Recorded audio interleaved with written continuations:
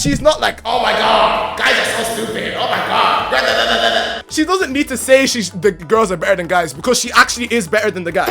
You get me? She gave birth to a child in a spaceship running away from the Silver Surfer in a f***ing black hole, bro. Let's just say number 9 for me is a pretty fantastic movie.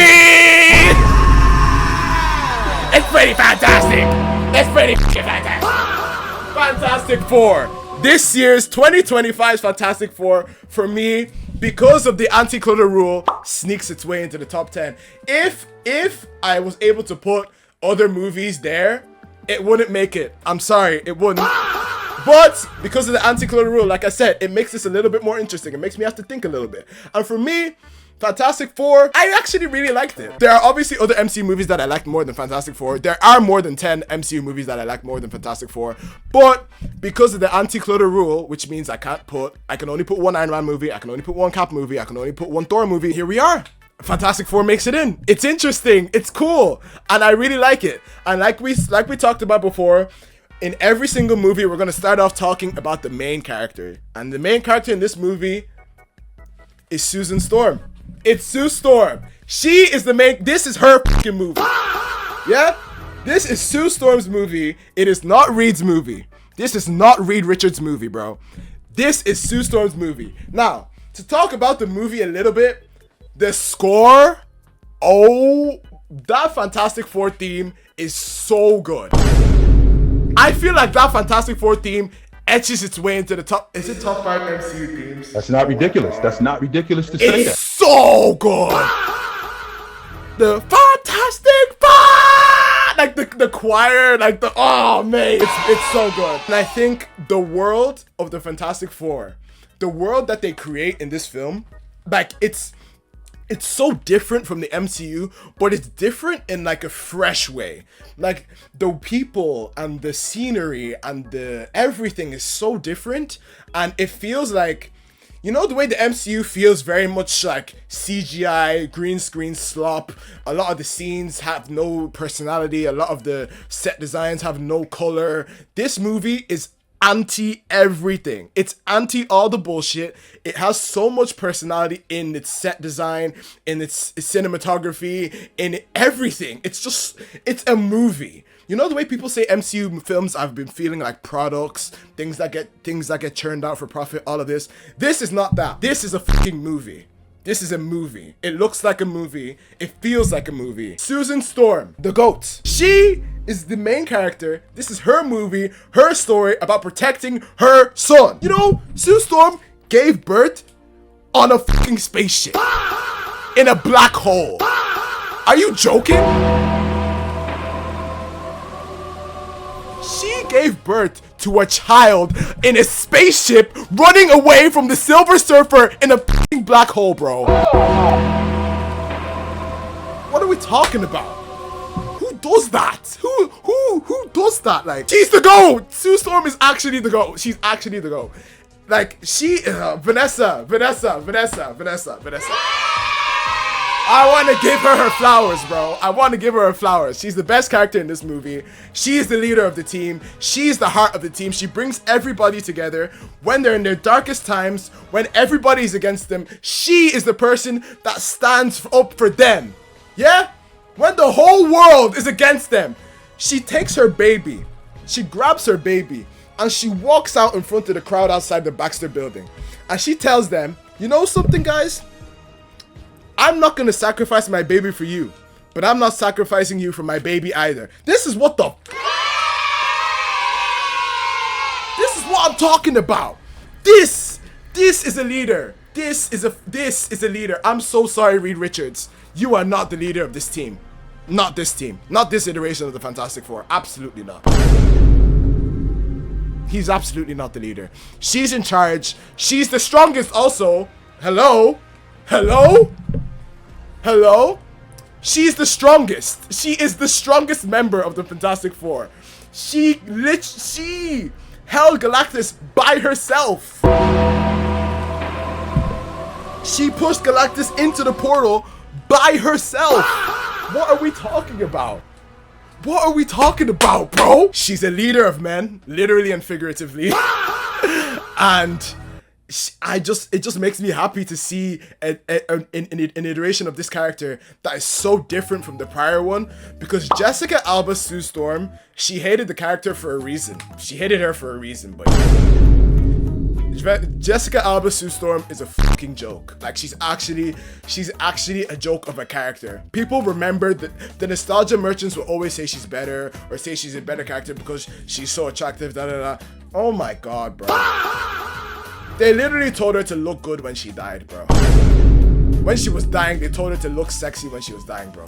Like, she wasn't a serious character. She wasn't real. Like, she wasn't serious, bro. She wasn't serious. She wasn't a character. This is a character. This is how you show me what a strong woman looks like. She's not like, oh my god, guys are so stupid. Oh my god. She doesn't need to say the girls are better than guys, because she actually is better than the guys. You get me? This is what I'm talking about. Because a lot of the time in current media, a lot of things are very how should I say, performative, and they have to say everything. But the reason why certain films are so much better than others is because they show, they don't tell. They show it. She doesn't have a scene where she says, because I'm a she is stronger than everybody. She is the leader. She's in charge. She pulls the team together. There is no contest. There is no one else that means more to this team than Susan Storm. She's there for her son. She's there for her brother. She's there for her husband. She's there for her husband's best friend. Come on, bro. Let's give her her flowers. Like, give her her flowers. I'm sick of these cringy ass scenes. I'm sick of the endgame cringy ass f***ing scene where all the girls pop on screen. What are we talking about? Just show me how strong they are. When Wanda had her scene in Infinity War, and Okoye said, why was she inside that whole time, bro? Why was she up there all this time? That is how you show me a girl strong. I'm so sick of the bruh. And this isn't just the girls. This is to everybody, every minority thing. I don't like when you guys try to make minorities feel inferior, because what this stuff is, what the whole thing where we say, as a guy, as a black man, guys, you're losing me as a black man. You get me? How you show them that you're strong is just by being strong. You don't need to say it. Show, don't tell. It's boring. It's cringy. It's like, ugh, you know what I mean? Sue Storm is how you do it. Sue Storm is exhibit A of a strong woman. Everyone who wants to do representation, look at this character. That's how you do it. All right? All right. Now, on to the second MVP of this film. Who's the second MVP of this film? Unfortunately for the other two, Storm siblings carry this movie. Hello! Joseph Quinn as the Human Torch, as Johnny Storm. He was fire, bro. Yes, the pun was intended that time. I meant it. I meant it that time. I didn't mean it with the other Human Torch, but I definitely mean it with this one. Joseph Quinn, insane. Do you know, he went and he learned an alien language on his own. He learned a whole language on his own, and he saved the world. But Michael, MAB, it was actually Sue Storm that pushed him into the teleporter. Sorry, hold on a minute. Would there have been a teleporter if Johnny didn't stop the Silver Surfer when he did? Hold on. There was going to be no more teleporters. He stopped her from destroying the last one. There would have been no way to send Galactus away. They would have lost, right? Because the original plan didn't work. Because the Silver Surfer came in and because they wanted to teleport the planet, but she came in, she destroyed all of the teleporters, and when she was about to destroy the last one, guess who came to save the day? Guess who came to save the day? I feel people don't like Joseph Quinn's Johnny because they feel, because Chris Evans' Johnny is such a mediocre, I don't want to say mediocre, but his character is very much old school. He's an old school, like, jock style character, ladies man, blah blah blah, you know what I mean? But I like how intelligent Johnny Storm is in this film. I like it. I really like how they show that Johnny is actually a smart person, because they're all supposed to be smart people if they're astronauts. But the other Johnny Storm, why was he allowed to go into space? Why was Chris Evans' Johnny Storm allowed to go into space? Like, why? He was clearly not smart at all. The whole point is that the four of them are supposed to be astronauts.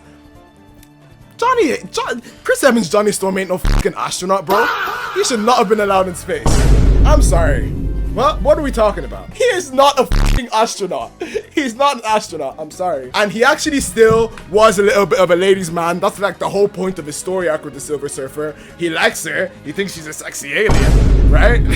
So that's why he's the guy that wants to kind of figure out where she's coming from, why she's doing what she's doing, and at the very end of the movie, he's willing to sacrifice his life for his nephew. He was gonna do it. He was gonna kill it. He was gonna go knock Galactus into the portal with him, like taking himself with Galactus into God knows where. At the end of the day, the Silver Surfer saved them, but that is one thing I'm gonna talk about at the end. I think certain things should have happened at the end of this movie to make it a better movie and to make Galactus feel stronger, because I do feel Galactus felt very strong, but not strong enough for me. Chris Evans' Johnny Storm was very much it was just a prick, to be honest. He was just really an asshole, especially to Ben Grimm. Like he was horrible to Ben Grimm in the original Fantastic Four movies, but in this movie I feel like the relationship between Johnny and Ben, they feel like brothers. Like they feel like when they're in space and they're high-fiving each other, the whole clobbering time thing, it feels more like a joke. It doesn't feel as patronizing as everything that the original Johnny Storm did to the original thing in the the early 2000s Fantastic Four movies, and I really like that. I really like how Johnny is way more of a human being. Like the other Johnny was it was too much of a character. You know what I mean? This Johnny feels like a real person. Like Chris Evans' Johnny Storm does not feel like a real human being, bro. He does not. And speaking of Ben Grimm, unfortunately, Ben Grimm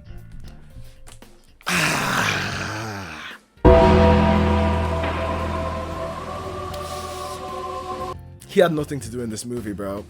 Really. I think the most contribution he had was in the second act, which was probably one of the best parts of the movie, the whole black hole sequence where they're running away from the Silver Surfer and Galactus. But I feel there just wasn't enough of him in this movie. He was just there. Like I don't know. Maybe a lot of the stuff to do with his character was cut from the movie. I know there were definitely cuts in this movie, but I feel Ben Grimm, he was just kind of there. The thing was just there. Like he just existed. The black hole thing was very important. Like he's the pilot. He's the guy that that saved them from the black hole. But I feel like I needed more. He isn't the only character that let me down in this movie.